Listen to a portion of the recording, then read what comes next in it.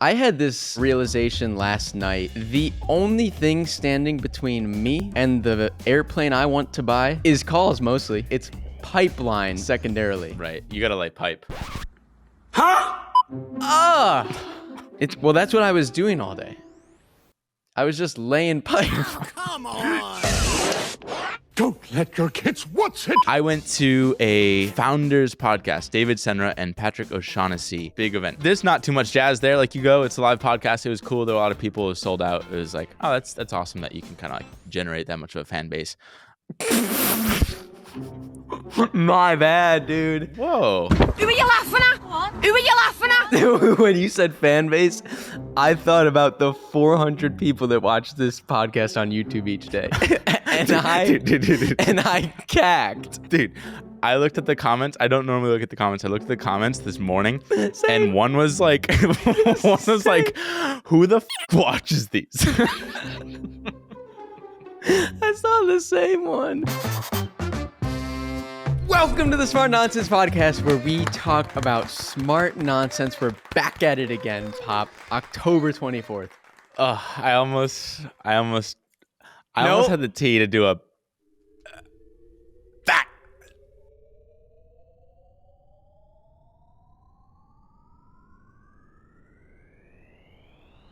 Yeah, no, dude, couldn't commit. No, that's fine. Couldn't commit, dude. That's fine. Halfway there. I would like to just kick things off where we left off yesterday. Both you and I post-pod were addressing an elephant in the room.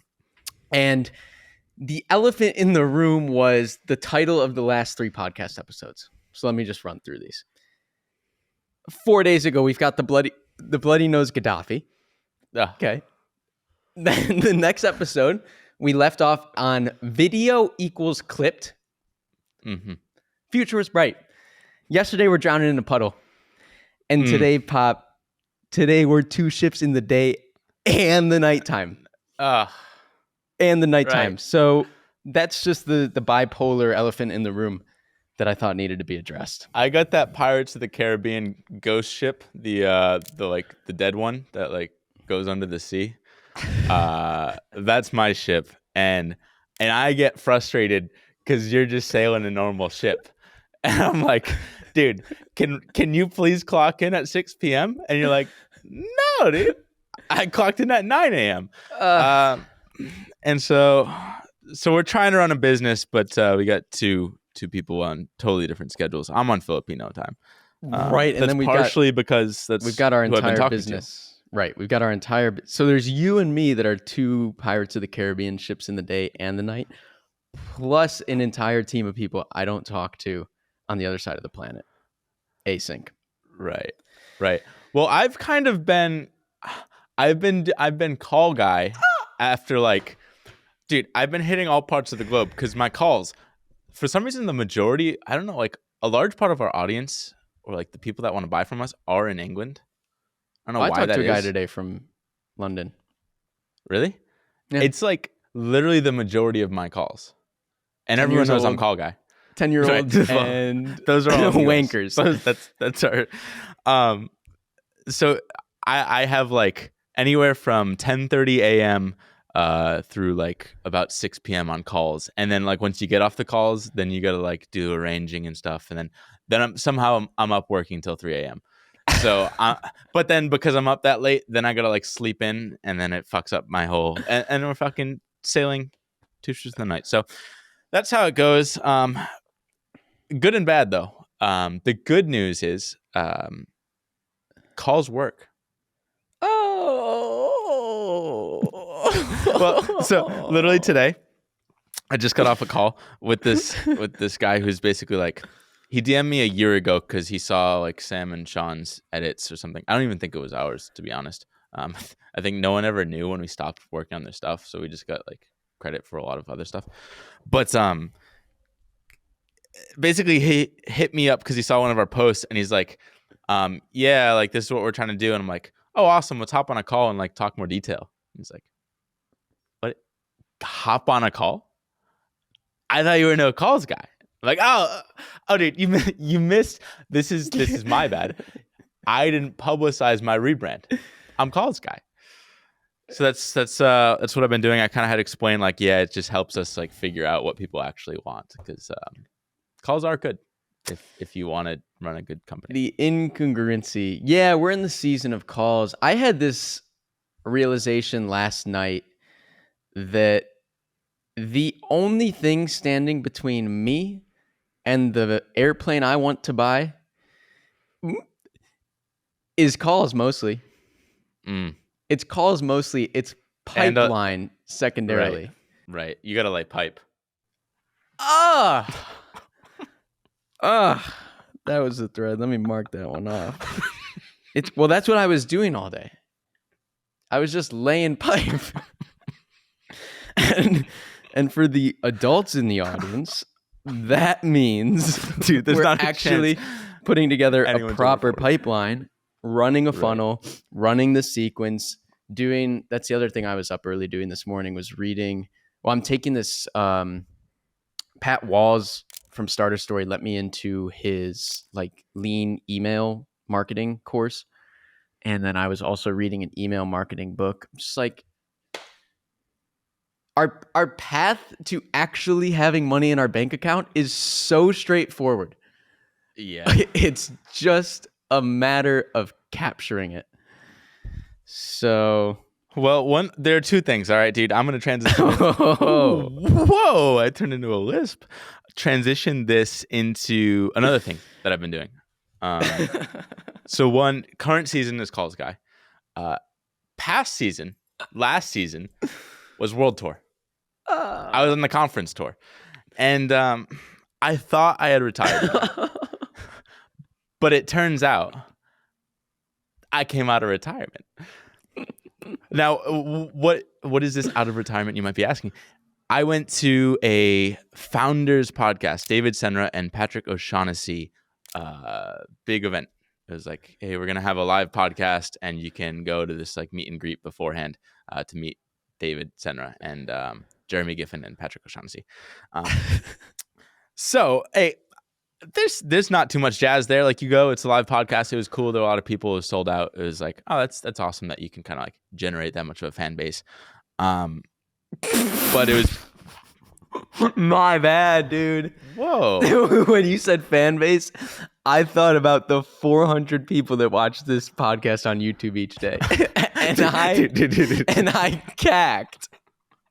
Dude, I looked at the comments. I don't normally look at the comments. I looked at the comments this morning. Same. And one was like, who the fuck watches these? I saw the same one, which is also a bummer because I never look at the comments. I actually saw like two on the video. I think it was I don't know. I saw two. I never look, and I saw two that were just like, what is this? One was like, this dude gets millions of views on his shorts, and he has 400 podcasts. I was like, that's my bad. It's a for us thing. But the reason why I know it's gonna pop off when we start animating some clips. And actually, I'll come back to Center in a second. But there was this one clip that I saw this morning on my YouTube Shorts that was, that Goggins clip I sent you, was like red Mars or something. I forget the title of it. But it was like Elon and a bunch of like popular people. Dude, get it together. I'm thinking of other cacks, dude. Red and Ruined. We can go to that next. Dude, I don't know what we got to do with you. See, this is what I have to put up with. Like the only FaceTime I get with Henry, he's fucking doing. Because I've been staring at a computer for 8 hours straight, 7 hours straight. You've been on calls. What was my point? Basically, a really cool like animated short, and I ended up watching the long form, and then I just binged a bunch of the long form on this channel because I'm like, these guys are hilarious. It was like Stepmate or something. Stepmates or something. Yeah, I think they're guys from Australia, but hilarious longs. I don't know how many you saw, but the short was sick too. None so far. So I think the funnel is gonna work. The funnel's gonna work. We just have really shitty thumbnails and titles and no agenda with this thing. So no one, like, for example, the one person that watched this, our friend Nick Gray, he commented too. He's like, "Oh, I love this." He was basically like, "Dude, I showed up for the title and thumbnail, which was." I went to Andrew Wilkinson's $5,000 mastermind or whatever. And he's like, I came for that. Didn't get any of that, really. it was only like the last 5 minutes. All I heard was like you shit talking one of your friends and then talking it's about funny. how good the water was in British Columbia. Oh, then I'll find the exact one because his the way he put it was funny. Click to hear about the Andrew Wilkinson mastermind and had to listen to you talk about water. I love BC for the OG listeners. Hotels, gorilla shirts, and more for 35 minutes. Thanks. But the point is, right? He stayed for 35 minutes. Like, it's sticky. Or at least that's the confirmation bias I'm taking. Dude, I hope, dude. I hope someone's stuck somewhere. Because we're still gonna be here. Nick Gray to the wall. So dude. Is this too late for you? Maybe Force him. Stick him to the wall. Force him to listen to our podcast. That's pretty much what happens. So we're gonna get some more super glue and just get everyone. But Senra, okay. So podcast dude, he's a fucking animal, like absolute animal. He was just on stage talking for the majority of the like 2 hours or whatever. Yeah, he doesn't get out much. No, he doesn't. And he dragged Patrick O'Shaughnessy out because Patrick doesn't like doing events. But Senra's like, no, dude, I want this. So they made it happen. That was all fine and good. But basically, like all the value of this little event, like wasn't watching it. It wasn't like seeing what's on stage. It's what was happening outside the event. Outside, inside. That's a mental model from the podcast. If people listen to the all-in episodes, outside versus inside. But I think what we realized is it's the excuse to get people together. Because what happened outside, basically like outside the actual space, it was still related to it. But like we got to meet Jeremy Giffen. We've been kind of like fanboying ever since his episode of Invest Like the Best. And he was just cool. I just saw his tweet this morning. So it just made me think of it. Let's do interactive. Let me guess. You went up and talked to him? It was a big fan. No, well, it wasn't that because he actually knew Zach, who's behind me. He knew Zach from Twitter, and so he kind of like came up and already knew us, or not me, knew him. I should say him. Have Next no time. tea in a thread. A thread with nothing, dude. My bad.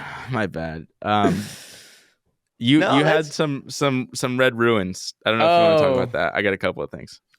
You got a couple of things. That's good because I thought you had zero. I will tell you, podcasts over 30 minutes are really dangerous. So these Nug episodes are nice. Yeah, the Nugisode continues. I just wanted to give the audience a house cleaners update because I know we talked a couple episodes ago about how I was going to delegate out my house cleaning because I basically spent all weekend doing cleaning and laundry. And Athena and I were in Santa Fe for the weekend. So I was like, all right, this is going to be a great first test because we are literally not there for the weekend. So for $100, can I pay this person comes, they let themselves in, they wash the apartment and they do the laundry. And then we come home, it's Sunday evening, it's late and everything's done for us. Mm-hmm. And so we come home, everything is spotless. The clothes are clean and they're folded. The only problem was half the clothes were put in the wrong dressers because she has no clue where they go. Right. The other half of the clothes were red and ruined. Okay. That's 100%. Which that's no good. It's not good. It's Red and ruined. How does that happen? I thought we broke down that myth about the mixing colors and whites. Yeah, so it's definitely not a myth. It was actually our mistake. There was a new sweater that Athena got that was super red. And she wore it. And at the end of the day, she was like, this super red sweater turned my white under tank top I was wearing a light pink. And we're like, okay. And I guess she just put it in the laundry. And then, so I would have made the same mistake if I did the laundry and the red was in there. It would have ruined the clothes. So it's not totally on the housekeeper. It was just funny that half the clothes were in the wrong place. The other half are ruined. And actually, that's tangential to a thread on here that we've been talking about, Stitch Fix, right? Wow, dude, I like when you come ripping. Because what was ruined was like 3 of my expensive new Stitch Fix sweaters. Oh, nice. So Good luck returning those, dude. Yeah, I took the tags off and everything. Well, I did compliment you because I've been reviewing the pods. It's one of the that many was the activities I do sweater. now. Yeah, it was. You were glowing on the pod with an awesome sweater, and it turns out that was red ruined. So that's Ruined. too bad. Oh, Uh,